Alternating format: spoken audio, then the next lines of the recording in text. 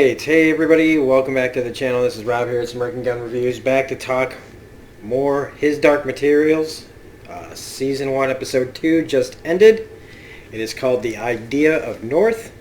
Full spoilers, we have not seen this. Wow. Okay, so I thought I was lost in the first episode. But now I'm just going to be like a question, just it's all questions. A few things are pretty clear. I mean, no, even those things aren't clear. But I can't stop watching it. I'm fascinated by it. This world is fascinating to watch, and the deeper I get, and we're only 2 episodes in, the more I'm just like, holy moly. Now, I've talked to other people, and they tell you that, like the books, you kind of have to feel your own way. So in the comments section, if you guys want to help me a little bit, sure. But just don't, open the whole door for me. For those of you that have read the books. Or, because I'm blindly following this. And I'm sure that there are a lot of people that are the same way that didn't read the books. That's the only problem I see with this show. Is that it is so good at not holding your hand that I'm afraid that it's going to lose the people that need hand holding or don't have the patience to not have their hand be held through a show that is making you find out things organically. A lot of people really want, they don't have the patience for something like this. It makes me worry for this show. If this, and also because it's on HBO and not everybody has HBO. So, or cable for that matter. So let's just jump in. It's a fantastic episode. A lot of stuff happens. And so I like the contrast at the beginning here where Marissa's getting shown around, or Lyra's getting shown around Marissa's, penthouse. And she's got this big, huge bed, this big, comfy bed that she says she's drowning in. And she gets these new creature comforts. While Roger, contrastedly, is reunited with the rest of the kidnapped kids. And he's, but he's a captive. But what I wrote, and remember, I'm talking about all of this as I was seeing it. So a lot of this is going to be like kind of a review, like as I see the episode flowing. Because what I was thinking was that at the beginning of this episode that while Lyra, God, it's going to be hard to say that. Because it's so close to Laura from, when they say it sometimes I think she's the character, because she played Lara in Logan. Which, really quickly, it's really nice to see Daphne Keane get to play a role so vastly different from X-23. And it shows her range for such a young girl. But, like I was saying, that, Roger's the one that's in real captivity. But it feels to me like, at the beginning of this episode, that Lyra was also a captive. I was feeling like this is what's going to occur, is that she's also in her own prison. One just looks more comfortable than the other. Ruth Wilson, by the way, she's such an interesting looking person. She's got one of the most interesting mouths. Look at that. It's just, I don't know. It's like it's a whole other. It's so unique that I get distracted by it. Not in a bad way. Also, she seems like she's very haunted and lost. When she talks about how she thinks about just jumping off the building. When they're talking about heights. It just feels really and it's what is a kid supposed to do with that? She's saying yeah, I loved it. I spend the time all the way out here, which is a little foreshadowing for the end of the episode. But her on the other hand, she's just yeah, I think I just want to jump off sometimes. And she's talking about how she wants to mold her And it's just like, man, beware of this lady. Like, anybody who just shows up saying, hey, yes, I'm going to teach you and I'm going to show you and I'm going to find Roger and you have to trust me. She also, she mentions in this scene here, like, she's so curious. She wants to see everything. She's really not interested in food. She also makes a point of saying, like, people that are starving. Like, maybe, like, she could be talking about the kids that were kidnapped. Or maybe herself. Like, maybe in her background, she didn't have all this. That this is something where she's gotten to, she's had to struggle to get to, which would be obvious in this man's world, that they're talking about. Also, when she's talking about, like, look around, it's all men here. And she doesn't come right out and say, like, I have to watch myself. What I've gained here is fragile. And I'm going to make you, like, have all these people bending to your will, which also makes me think of, like, something else that I'm going to bring up in a little bit. How she talks about things like this.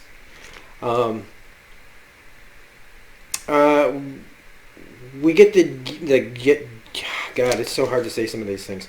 The Egyptians. They're not Egyptians, but the, like, gypsies. I believe that's what we were talking about in the first episode. That the Egyptians, the Egyptian way or the Gipton way, they're like gypsies, and they're planning an attack on the gobblers head on. I get a whole new perspective on that later on as well. What I also like about Marissa, or like what's interesting about Marissa, is the cruelty just under the surface.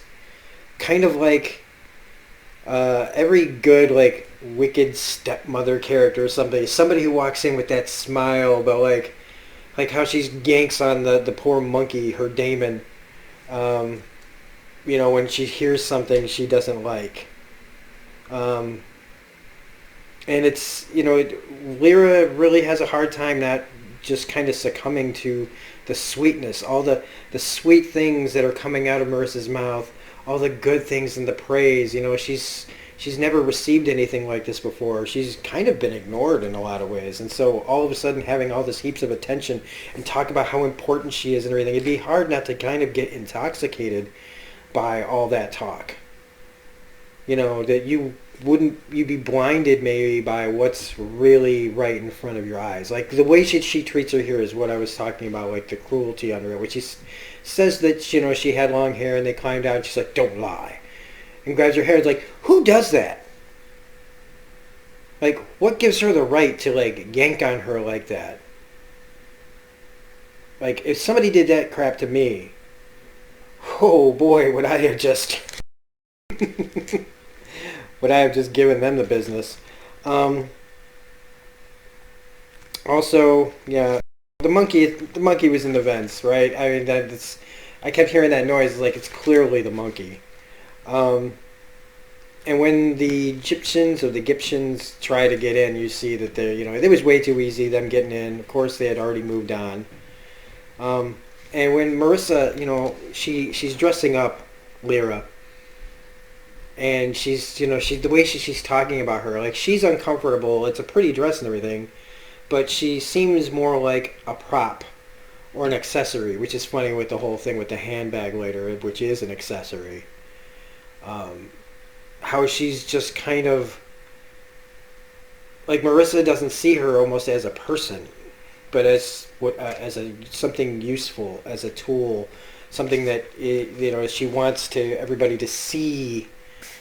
For what purpose, I don't know, but I mean, she really just kind of she likes to have the outer visage of things to be perfect, while what's really going on is not known yet. And we get, okay, so the guy from the Magisterium, whose name is Boreal, he goes to visit the school and wants to see the head that Azrael brought. And I like Clark Peters here standing up for himself. He does kind of his doubt, you shall not pass moment, like I give you whatever you do here, it's because I allow it.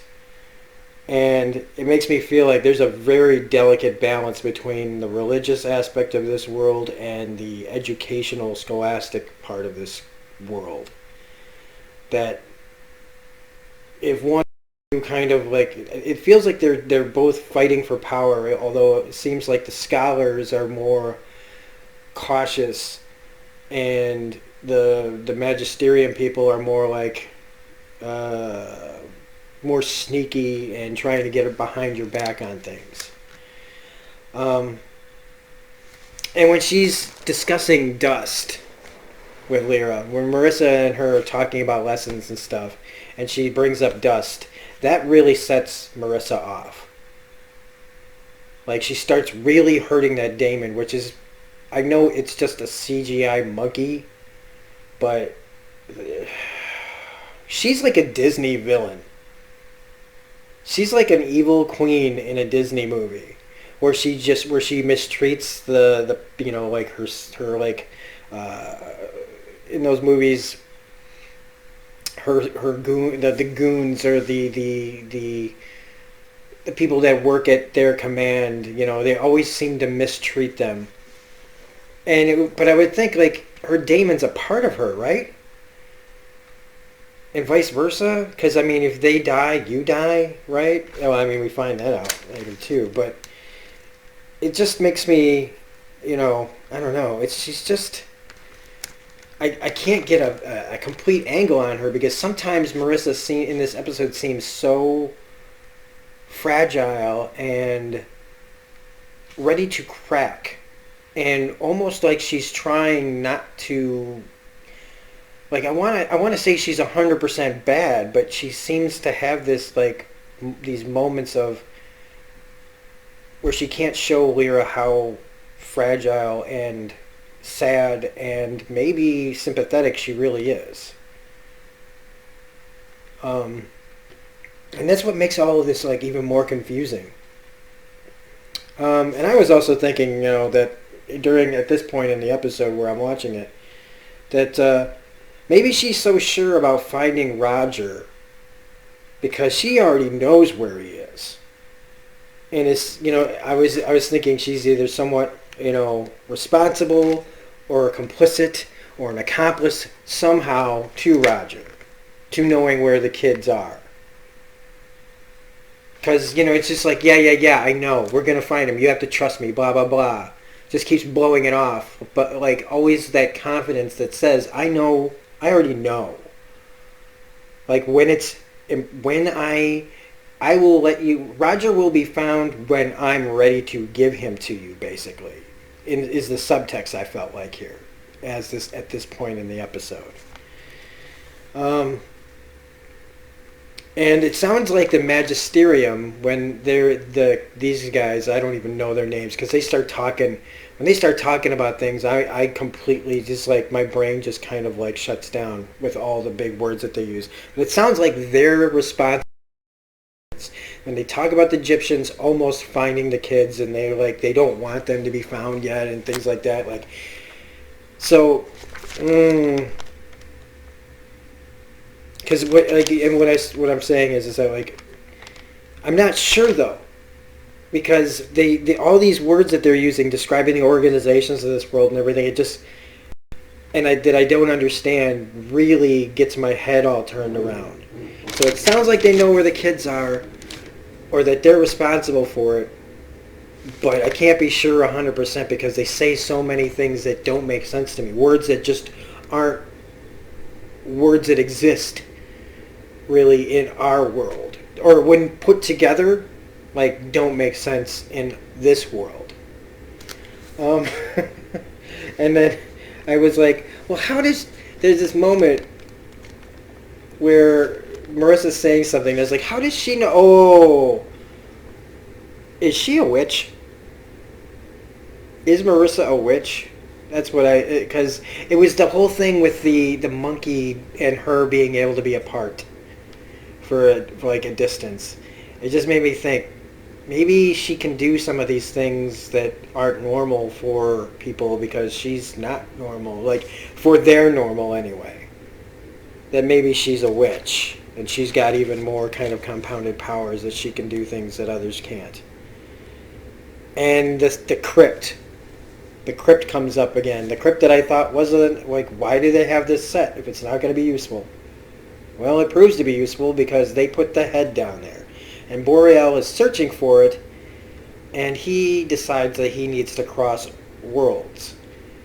And I'm like, what?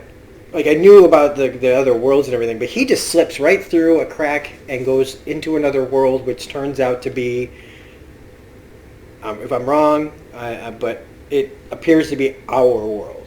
So at the very beginning of this show, when they say this world will start out in another world, I didn't know like what that quite meant, but it appears their world is like next to ours. I kind of was equating that with like the show Fringe, that has like a mirror world where certain things are very similar and some things are very different. Like we don't have Daemons here, which I really wish I did. Damn. And I still don't know what Daemon I would choose to be mine. You know, like what would I want my Daemon's final thing to look like? So he's in our world now, I believe. Well, then they bring it up later. It is, and I apologize if I'm just a question machine here, but it is just so many things that I just don't know. But I'm just still so fascinated by. Also, Marissa's a close talker. When that religious guy comes into her room and she's just like, "Hey, how you doing? What are you doing here?" You know, like and so when Lyra's like listening into the door, and this guy who has extremely buggy eyes and a literal bug to match it, he's a creep. Guy coming up, "Oh, you're supposed to be in front of this door." Also, the way that Marissa, the reason I think she might be a witch is because she seems to sense things that are happening nearby. Like she gets like this, and it's not like women's intuition or anything. It's just she seems to know certain things that she probably shouldn't. And maybe that's just because of her closeness to the monkey and its senses are heightened. But anybody else? Okay, maybe I'm the last horse across the finish line as usual. Now that I'm talking like this, but Roger and Lyra's daemons Roger's daemon sounds like Lyra, and Lyra's daemon sounds like Roger. Am I crazy? It sounds like it. And does that mean so like his daemon is wrapped up in his soul, and his daemon is wrapped up in her soul, and her daemon is wrapped up in his soul? If that's a thing. And are they brothers and sisters or something maybe? I don't know, or twins possibly? I mean, I'm saying that because of what we're about to talk about. But they talk about this opportunity to understand dust to this magisterium guy, and that she should be she should be going full throttle at this thing, but they're being cautious. She doesn't seem to have much patience. So what's the rush, Marissa? What's the big rush? But we get this confrontation in the next part, which is, she's telling her, you lost control. You're angry, and you're still angry, and you're trying to hide it. And that facade that all good, like, villains and, like, book villains, because Marissa is a book villain. Oh my gosh, or a book character. She's definitely a written down book character. She's straight out of a book. I know this is based on books. I'm just saying, she really, of all the characters in this show right now, to me, she feels like the most like a book character. Because she's got all those trademarks of just the person that's just trying so hard to keep that mask up of what, anger or rage or sadness or whatever she's really drives her, cracks here. And we have the Daemon fight. And it's really like you hurt another person by hurting their daemon, and it just shows like she won't hurt Lyra herself. She'll allow her daemon to do her fighting for her, to hurt Lyra herself, as if I'm not actually hurting you. You're kind of doing this yourself because you're not doing what I want you to do. And I don't want anybody to see any like bruises on you, so I'll bruise your daemon. I will hurt him so that you, even though it hurts you too, nobody will see the wounds, and you'll back down. And she even says, like, I'll always win. And then breaks and says that, bum, bum, bum, Azrael's her father. Now, I know this probably should have occurred to me, but they were really selling the uncle part that, and I'm an uncle and not a father. And so I was just kind of like, yeah, he's the cool uncle. I mean, he just kind of comes and goes as he pleases. That's what you do when you don't have kids. It's one of the great parts about not having kids, is that you can come in and be great and be gone. Without all the responsibility. And if I actually felt that, like, when the kids, like my nieces and nephews actually felt like, oh, I wish he wasn't leaving. I wish if I actually knew that, I probably would be more interested in being there more often. What does that say about me? I don't know. Does it mean I really want kids? I don't know. Okay, so back on track. Enough. Let's not start psychoanalyzing myself right now. And the compass finally moves, but what end? I don't know. She wasn't looking at it when it happened, even though she should have been able to hear the little thing clicking. So, Boreal is in our world, and he's talking to some dude. He literally is one of the least special looking people, because like everybody on their side of the world has like a unique look or the way they dress, and they all got an animal. And this is just some dude in a coffee shop. How boring is our world? It's just some guy in a shirt, just like, hey man, what's up? What does your world want with us? Should I come up with a way that the people from our world talk, kind of like one of those bits in a comedy show, like, people from their world talk like this, pop, pop, pop, and people from our world talk like, hey dude. What's going on? Do you like the coffee?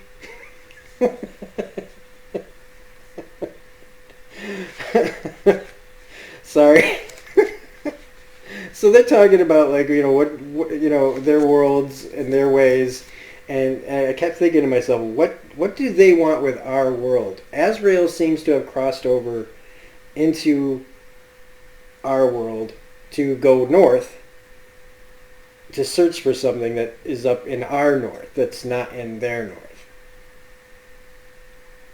But it was like, well, what's vice versa? Because if this dude knows about their world, what do people in our world that know about their world want from their world? Now, I know what we'd want. We'd probably try to find out, like, where's the oil? Is there a way to transfer the oil through the hole in your worlds? Because we're starting to run out of oil over here. It's becoming a real pain in the booty. Did I just say booty? Jesus. So, I know, like, I want the whole ability to have a daemon from their world, but I don't think that their stuff is compatible with ours. Like, just because, if like I walked over to their world, I wouldn't just be able to have a daemon, and vice versa. Like their daemons still work over here, but to what extent? We just saw the snake kind of come out of his sleeve, so I don't know.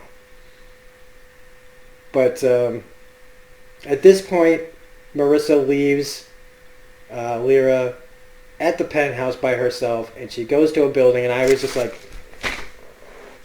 I knew it! She knew where the kids were the whole friggin' time. She knew, and I knew it. You didn't get anything past me, Marissa. I don't know all your motivations, but I knew you knew where those kids were, man. So she gets the kids to write like these notes to make themselves... At first I thought it was like a distraction for Lyra, that she would get him to write a note for her so that she could bring it to her saying, I found this and it proves that Roger's fine and he's just on an adventure, and not to worry about him, and that would be just some way to stall Lyra's questions about Roger. But no, she has them write letters and then she burns them. Like, what was the point in that? Except, I guess, to keep the kids from feeling like there's danger? She's a piece of work, man. She's a real piece of work. And I didn't see the Golden Compass movie, but I'm telling you right now, I'm pretty sure that Ruth Wilson is killing it over Nicole Kidman in that movie. Nicole Kidman's a great actress, but man, Ruth Wilson is bringing the nasty here. Um, and then her plan. Lyra gets in and sees the plans, these like boxes and stuff. And so I'm trying to think, is she trying to control kids so that she can control other people's daemons, or a la their souls? And what does this have to do with dust? You know, man. But Lyra gets back through the vents, and then could you look more guilty coming out of those vents? I know you're like out of breath, but like looking at her when Marissa turns away and she kind of gives that little she was wearing guilt all over her face. So I don't know. I'm surprised. I don't know. That's a writing choice, I think, but I don't know. And when Lyra says, I don't understand any grown-ups at all either, I was like, yeah, you and me both, sister, because I don't understand any of these grown-ups either, let alone anything else for that matter that's going on. I mean, let me put it to you like this. I'd never seen an episode of Doctor Who before in my life. I jumped in at season 8 because I love Peter Capaldi. And I know more about what's going on in Doctor Who than I feel like I know what's going on here. I jumped into a show that's been running since before I was born. And I get that. This YA book, I mean, I got to give it up to the kids that read this. You guys had to be some smart kids to understand this stuff. And if you didn't, you probably did a really good job faking it. Because this makes Harry Potter look like Dr. Seuss.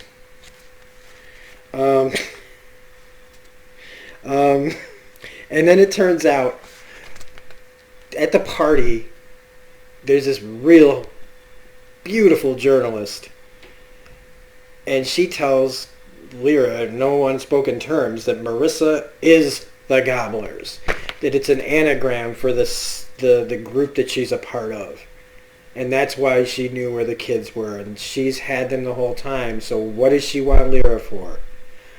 What is going on? And Boreal kills the journalist crushes her little moth and kills her.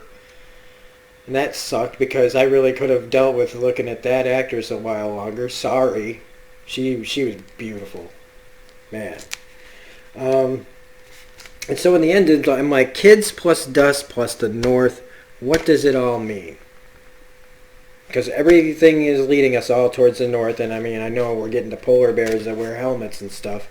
So, is it an invasion of our world? Is it like Fringe, where only one of these worlds can be, sustainable, and one world is looking for an advantage over the other world to maybe collapse in on the other one? Or does our world have something about, that they need to help them with the dust problem?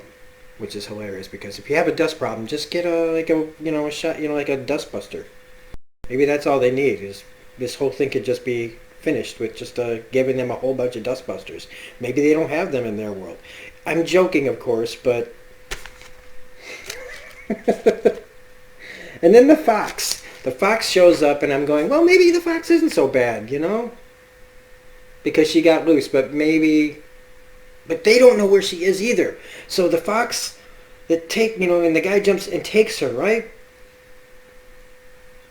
Is the fox actually trying to help? Like the person with the fox, are they actually trying to help?